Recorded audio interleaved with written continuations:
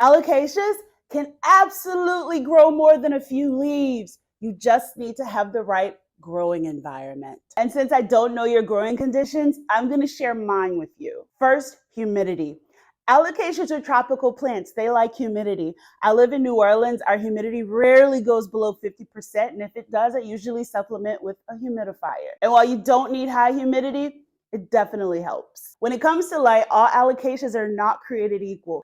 He likes lower light, while I have some alocasias who can sit right in front of a south-facing window. When you bring a new alocasia home, put it in a few different lighting situations and see how the plant reacts. Normally, if it's getting too much light, the leaves are going to start pointing far down. If it's not getting enough light, sometimes you'll notice that the petioles will spread really far out trying to reach the light. And speaking of alocasias being different, dormancy doesn't look the same for all of them. In my experience, I have alocasias that year after year go dormant no matter what the conditions are outside. And I have others like this Alocasia batik that I got some months ago. It's pushing out leaves like a champ, even in winter. And while some alocasias will lose all of their leaves when they're dormant, other alocasias, they'll just stop pushing out new leaves until spring arrives. Fertilizer. Believe it or not, these two are the same alocasia.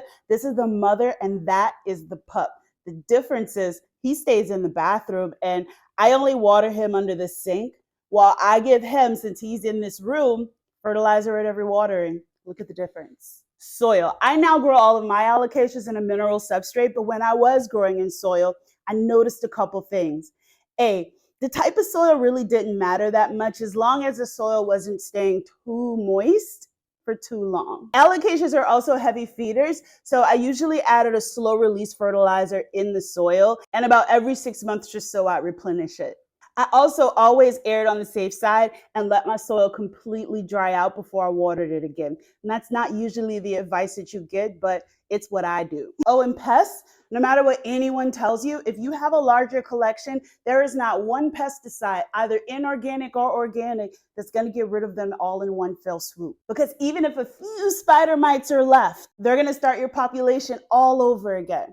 And quick tip, systemic granules, they actually help your spider mites out, even though they're really effective for most of the other pests. Spider mites get acclimated to pesticides really easily, so a lot of pro growers will switch out their spider mite treatments so that they don't get used to it. And that's why I use a feather duster. Most of you have seen this before. I just dust the spider mites off of these leaves because, again, I have accepted the fact that they're always going to be here and they're going to need to have multiple treatments. I'd rather treat with this than with any types of chemicals. Just my preference. You can do what you want. And with all that said, I wish you much luck on your alocasia journey this year. You can do it. I'm rooting for you.